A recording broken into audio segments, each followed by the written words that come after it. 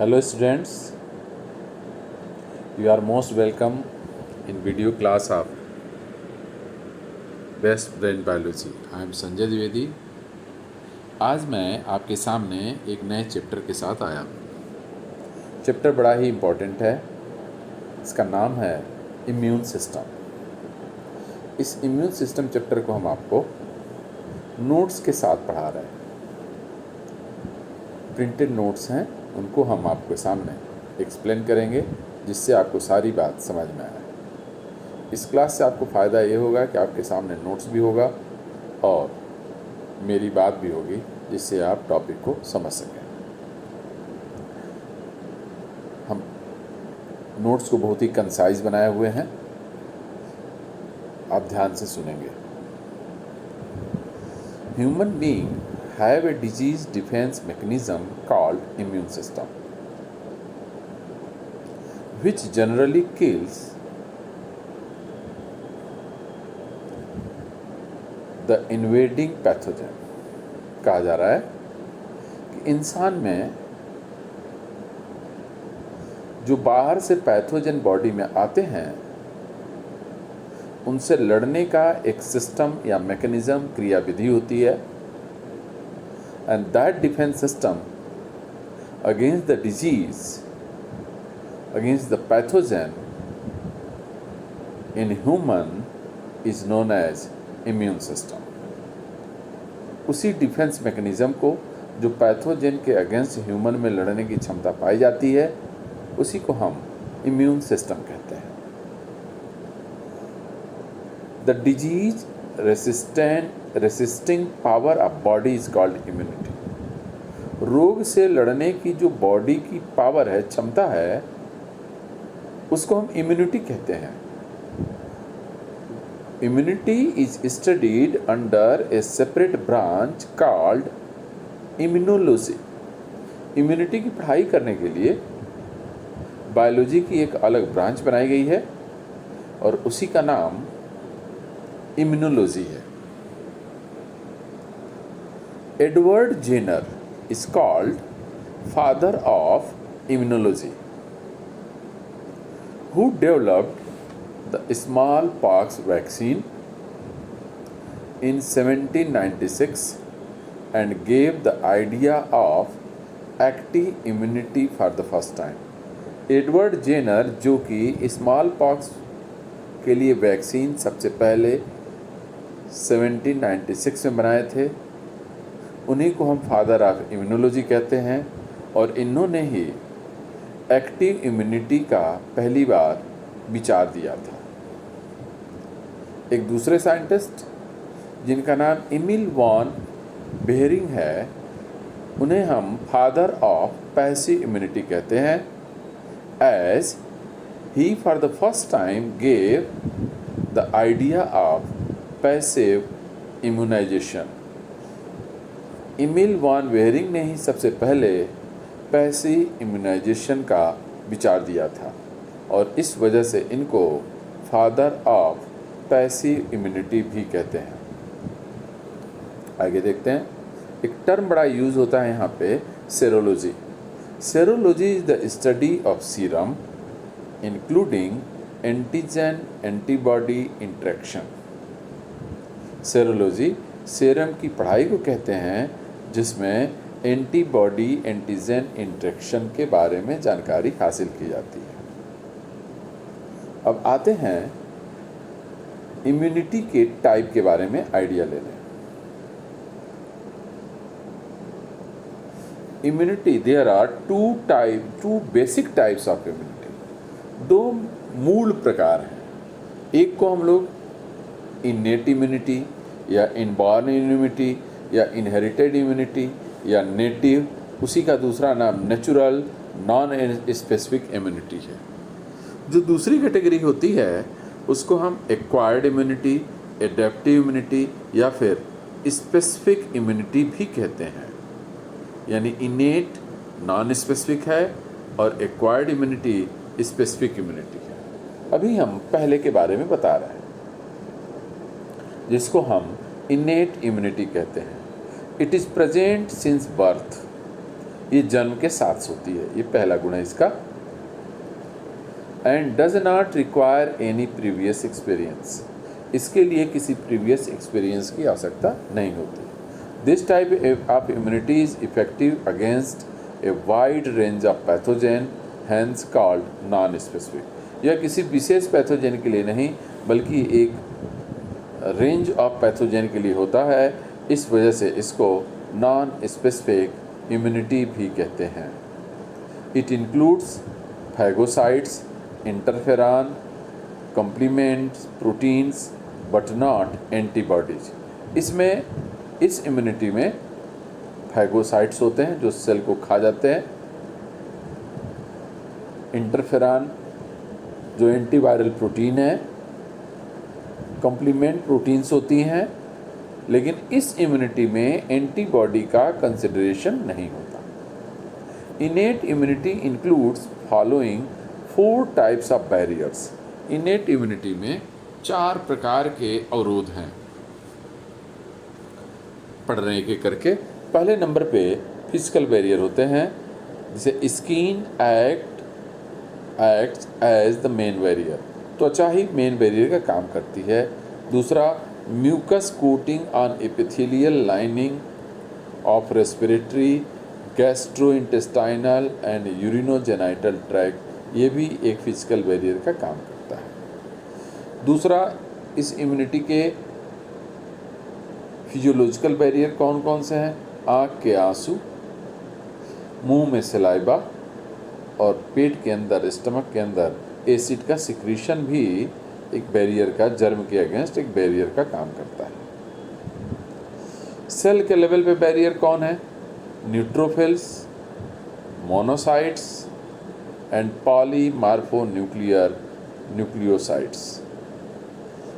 इसके अलावा macrophages and natural killer sales.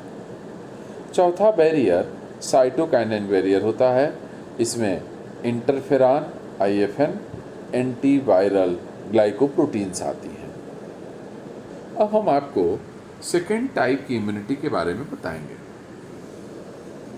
Second type की इम्यूनिटी का नाम एक्वायर्ड इम्यूनिटी है। इसी को हम अन्य नामों से जैसे एडाप्टिव इम्यूनिटी और स्पेसिफिक इम्यूनिटी के नाम से जानते हैं। इसके बारे में जानिए। This type of immunity is developed by an individual during its life time and is effective against a particular pathogen. ध्यान रहे, यह इम्यूनिटी इंडिविजुअल के जीवन में, लाइफ टाइम में ओरिजिनेट या डेवलप होती है और यह किसी पर्टिकुलर पैथोजेन के अगेंस्ट होती है। इस वजह से इसको हम स्पेसिफिक इम्यूनिटी कहते हैं। On the basis of method of acquiring immunity, किस तरह से यह इम्यूनिटी एक्वायर्ड होती है उसको आधार बनाकर इट इज़ ऑफ 2 टाइप्स। एक टाइप का नाम बताया जा रहा है एक्टिव इम्यूनिटी, दूसरे टाइप का नाम बताया जा रहा है पैसिव इम्यूनिटी। अभी हम आपको एक्टिव इम्यूनिटी के बारे में बताने जा रहे हैं। एक्टिव इम्यूनिटी में it is developed by injecting antigen और वैक्सीन। वैक्सीन या एंटीजन जो फॉरेन पार्टिकल्स होते हैं जो बॉडी के अंदर इंटर करते हैं, उनको हम एंटीजन कहते हैं। तो वैक्सीन या एंटीजन के इंजेक्ट करने से बॉडी में ये डेवलप होती है। एंटीबॉडीज़ और सेल्फ मेड, जिसकी वजह से एंटीबॉडीज़ बनती हैं। Immune state develops after some time, और इसके बाद बॉडी में इम्यून डेवलप होता है। इट इज़ लॉन्ग लाइफ, इसकी उम्र ज़्यादा होती है। It requires immunological memory in the most of the cases. अधिकांश केस में इम्यूनोलॉजिकल मेमोरी की रिक्वायरमेंट होती है इसको। अब एक्टिव इम्यूनिटी के अगेंस्ट हम पैसिव इम्यूनिटी के बारे में देखें तो it is developed by injecting readymade antibodies.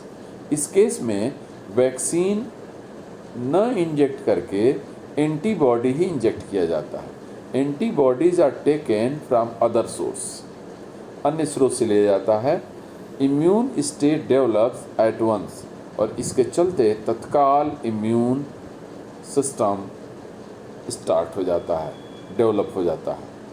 लेकिन इसकी लाइफ कम होती है, it is short lived. It does not require immunological memory. Short lived होने के कारण इसमें इम्यूनोलॉजिकल मेमोरी की रिक्वायरमेंट नहीं होती। For example, transfer of antibody from mother to foetus through placenta. इसका एक उदाहरण है, माँ से भ्रूण को एंटीबॉडी का ट्रांसफ़र होता है और उससे बच्चे को पैसिव इम्यूनिटी प्राप्त होती है। अगले पॉइंट पे आते हैं। यदि हम एक्वायर्ड इम्यूनिटी को वर्किंग के आधार पर पढ़ें,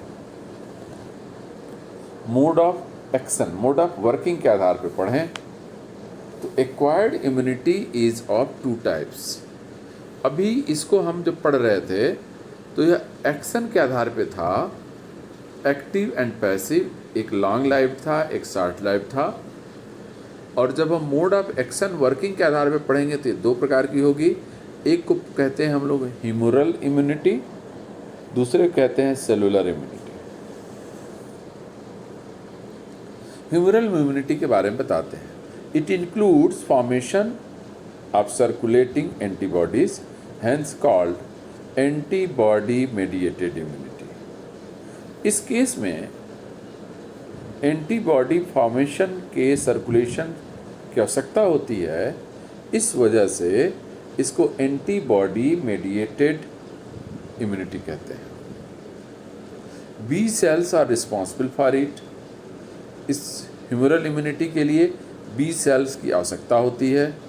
it protects the body from fast occurring disease such as influenza, tetanus. यह टेटनस और इन्फ्लुएंजा से बचाने वाली इम्यूनिटी की कैटेगरी में आता है। अब दूसरे के बारे में बताते हैं। Cellular immunity, it includes the destruction of antigen. जो फॉरेन एलिमेंट बॉडी में आया है यानी एंटीजन, उसको यह डिस्ट्रक्ट करता है इम्यूनिटी। बियरिंग सेल्स, इस वजह से इसको हम लोग सेल्स मेडिएटेड इम्यूनिटी कहते हैं।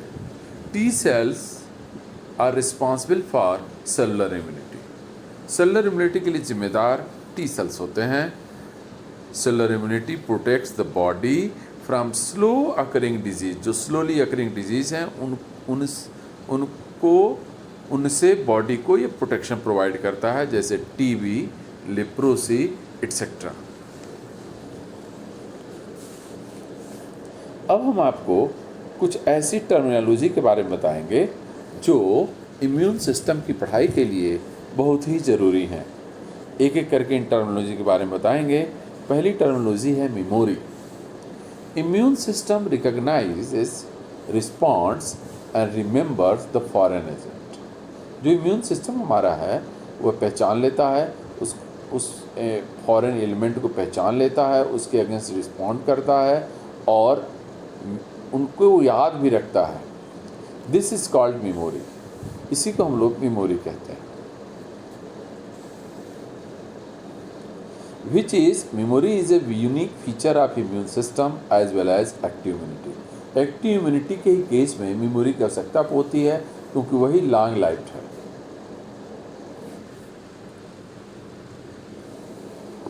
Once the body has responded to an agent, it mounts rapid action when the same type of pathogen or agent attacks the body again due to already developed memory. इस memory के चलते जब शरीर को कोई agent उसी प्रकार का इन्फेक्शन प्रोवाइड करता है तो वह तुरंत रिकग्नाइज करके इम्यून सिस्टम को एक्टिवेट कर देती है। दूसरा टर्म है recognition of self and non self. इसके बारे में जानते हैं। For the immune system to work effectively, immune system को ठीक से काम करने के लिए it is necessary to recognise body parts as self and foreign particles as non self. ये बहुत ही ज़रूरी है कि जो एंटीबॉडी बने वह बॉडी पार्ट को पहचाने सेल एज ए सेल्फ, और जो एंटीजन आ रहे हैं उनकी पहचान वो नॉन सेल्फ के तौर पे करे। When this recognition fails, auto immune disease is called. यदि यह रिकग्निशन फेल हो जाए तो वह एंटीबॉडी अपने ही सेल्स के अगेंस्ट काम करने लगती है, और इसे ही हम ऑटो इम्यून डिजीज कहते हैं, जिसका एक उदाहरण है Hashimoto disease of thyroid and rheumatoid arthritis. रूमेटॉइड अर्थराइटिस और हैशिमोटो डिजीज थायराइड का ऑटो इम्यून डिजीज है। अगला टर्म है मेजॉरिटी हिस्टोकम्पैटिबिलिटी कॉम्प्लेक्स। इसको हम लोग शार्ट में MHC कहते हैं। ये है क्या? This is a set of protein cell. यह एक प्रोटीन सेल का सेट है जो सरफेस पे पाया जाता है, एज ए मार्कर पाया जाता है, और इसे इम्यून सिस्टम यूज करता है to mark body cells as self. This is a set of protein cell surface marker used by immune system to mark body cell as self. In human, MSC is also known as HLA. HLA का पूरा नाम है Human Leukocyte Antigen। अब आया अगला term, What is antigen? These are macromolecules that can induce antibody production। ये वे macromolecule होते हैं जो एंटीबॉडी प्रोडक्शन को स्टिमुलेट करते हैं। Antigens are generally proteins but may be lipid और पॉलीसेकेराइड। सामान्यतः यह प्रोटीन होती हैं, लेकिन ये लिपिड और पॉलीसेकेराइड भी हो सकती हैं। Next term haptens। These are small molecules may bind to antibody। ये छोटे मॉलिक्यूल्स होते हैं जो एंटीबॉडी के साथ बंधते हैं, but can not induce antibody production. Antibody production को इंड्यूस नहीं कर सकते। एंटीबॉडी प्रोडक्शन को एंटीजन इंड्यूस करते हैं। Haptens can be made antigenic if conjugated with protein. Haptens antigenic हो सकते हैं यदि यह प्रोटीन के साथ कंजुगेट कर दिए जाए।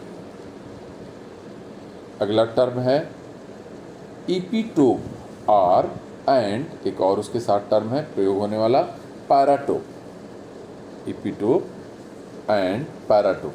इपीटोप is a part of antigen. Epitope antigen का पार्ट होता है विच बाइंड्स टू एंटीबॉडी, जो कि एंटीबॉडी के साथ बंधता है, while paratope is the part of antibody which binds the antigen।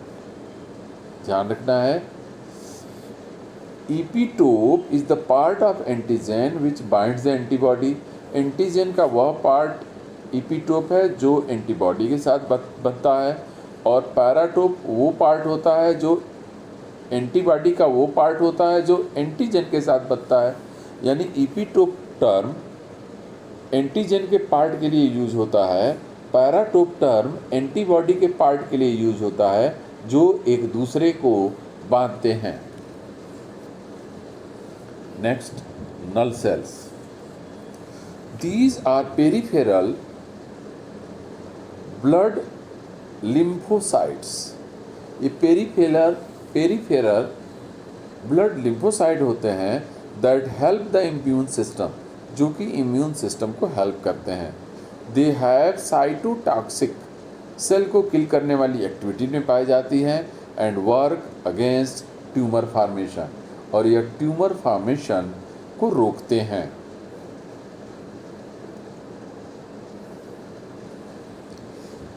अब ह्यूमन बॉडी के इम्यून सिस्टम का आइडिया आपको देते हैं।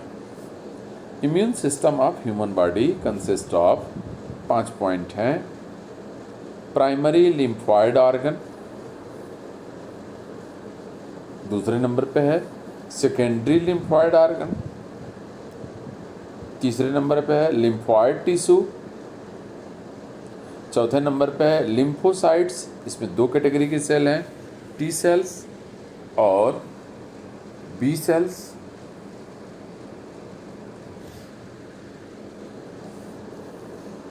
पांचवा है इम्यून सिस्टम, ह्यूमन बॉडी के इम्यून सिस्टम का पार्ट मोनोसाइट्स। ये मैक्रोफेजेज हैं या इन्हीं को हम फैगोसाइट्स कहते हैं। अगला पॉइंट जानते हैं ह्यूमन के immune system. All types of blood cells including lymphocytes are found in bone marrow. हर प्रकार की ब्लड सेल ह्यूमन के बोन मैरो बनती है। फ्रॉम कॉलोनी फार्मिंग यूनिट, जिसको हम लोग शार्ट में CFU कहते हैं, और स्टेम सेल्स कहते हैं। स्टेम सेल बोन मैरो की वह सेल होती है जो ब्लड की हर सेल बनाती है। प्राइमरी लिम्फॉइड ऑर्गन्स, इसमें थाइमस एंड बोन मैरो आते हैं। Provide micro environment for the development and maturation of lymphocytes. ये जो थाइमस है और बोन मैरो है, इसी में development and maturation of lymphocytes के गुण पाए जाते हैं। If immature lymphocytes gets immunological maturity, the thymus gland, जिसको हम ट्रेनिंग सेंटर भी कह सकते हैं, दे बिकम T cells और T lymphocytes। यदि immature lymphocytes immunological maturity thymus glands में प्राप्त कर ले तो उसको हम T cells या T lymphocytes कहते हैं। यदि immature lymphocytes immunological maturity gain कर लेती है तो उसको हम T cells कहते हैं। ये बात आपको याद रखनी है। अब आपको बी सेल्स का आइडिया लेना है। If immature lymphocytes get immunological maturity in bursa of Fabricius, they become B cells या बी लिम्फोसाइट्स। यदि immature lymphocytes immunological maturity bursa of Fabricius में प्राप्त कर ले तो उसको हम बी सेल्स कहते हैं। अब आया कि ये बर्सा ऑफ फैब्रिकस क्या है, इसके बारे में जानकारी लीजिए। Bursa of Fabricius is a lymphatic structure. यह एक लिम्फेटिक स्ट्रक्चर है। पाया कहाँ जाता है? Found in cloacal region of birds, originally reported in chick. ये बर्ड्स और ये मूलतः चिक में रिपोर्ट किया गया। Since this structure is not found in mammals, चूँकि यह संरचना स्तनधारियों में नहीं पाई जाती, hence the structure concerned with the B cell maturation in them is called bursa equivalent which is bone marrow. इसीलिए इसको इस तरह ये नहीं पाया जाता। Hence the structure concern with B cell maturation, वह स्ट्रक्चर जो बी सेल मैचुरेशन कराए स्तनधारियों में, उसको बर्सा इक्विवेलेंट कहते हैं और यह वास्तव में बोन मैरो ही है। अगला lymphocytes. Lymphocytes are stored in secondary lymphoid. Lymphocytes secondary lymphoid organ में स्टोर्ड होते हैं। और ये आर्गन कौन कौन से हैं? जैसे कि spleen, lymph nodes, tonsils, pair patches, appendix, etc. These organs provide site for interaction of lymphocytes with antigen। यही वो जगह है जहाँ लिम्फोसाइट एंटीजन से इंटरेक्ट करता है and proliferation of lymphocyte into effector cell, और इन लिम्फोसाइट्स का प्रोलिफरेशन इफेक्टर सेल में होता है, इन्हीं लिम्फॉइड ऑर्गन्स में। अब इस लिम्फॉइड ऑर्गन में आपको स्प्लीन का आइडिया देते हैं। Spleen is a large bean shaped lymphoid organ that contains mainly lymphocytes and phagocytes। Spleen act as filter of blood को फिल्टर करता है for trapping blood borne microbes, जो ब्लड में पाए जाने वाले माइक्रोब हैं उनको कैच करने के लिए। Spleen has large reservoir of RBC, reservoir of RBC spleen है। Spleen are also known as blood bank और ग्रेव यार्ड ऑफ आरबीसी, यहीं पे आरबीसी नष्ट होती हैं। Spleen consist of white pulp for the proliferation of lymphocyte, lymphocyte के proliferation के लिए इनमें वाइट पल्प पाया जाता है। इन्हीं में रेड पल्प पाया जाता है for filtration and degradation of blood sales, blood cells को फिल्टर और डिग्रेड करने के लिए रेड पल्प पाया जाता है, जबकि प्रोलिफरेशन ऑफ लिम्फोसाइट्स के लिए वाइट पल्प पाया जाता है। अगला है lymphoid organ, lymph nodes. Lymph nodes are small solid structure found at different points along the lymphatic system. They trap microorganism and antigen from lymph and tissue fluid. The trapped antigen activate lymphocytes in lymph nodes.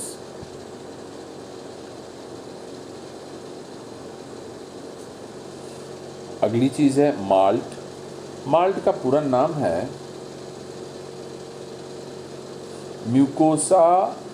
Mucosal associated lymphatic tissues. It occur in lining of respiratory, digestive and urinogenital tract. It constitutes about 50% part of lymphatic tissue. ये 50% भाग lymphatic tissue का होता है, जो mucosa के तौर पे respiratory tract में, डाइजेस्टिव ट्रैक्ट में और यूरिनोजेनाइटल ट्रैक्ट में पाया जाता है, जहाँ पर पहुँचे हुए एंटीजन को ये किल करता है। अगला macrophages. Macrophages are formed from monocytes. Monocytes macrophages का निर्माण करती हैं।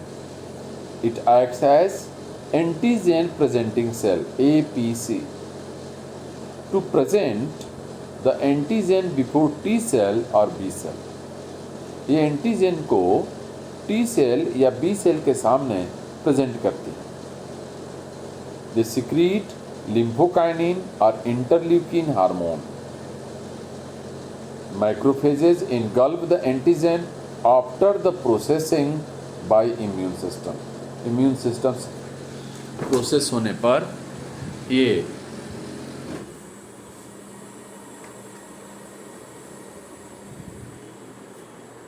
एंटीजन को इंगल्फ कर जाती हैं।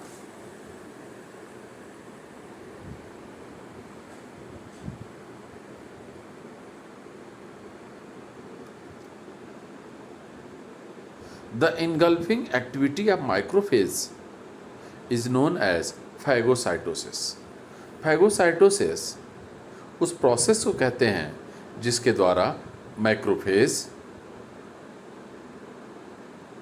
किसी फॉरेन पार्टिकल या एंटीजन को इनगल्फ यानी निगल जाता है। It was discovered and named by Metchnikoff. The process of phagocytosis was discovered by Metchnikoff. इस कार्य के लिए इनको 1908 का नोबेल प्राइज दिया गया। और इस तरह से आपको हम इम्यून सिस्टम का प्राइमरी चीज़ जो आपको जानना ही चाहिए बताएं। आगे की क्लास में भी इन्हीं नोट्स के सहारे आपको नेक्स्ट पॉइंट्स के बारे में बताएंगे। Thank you so much.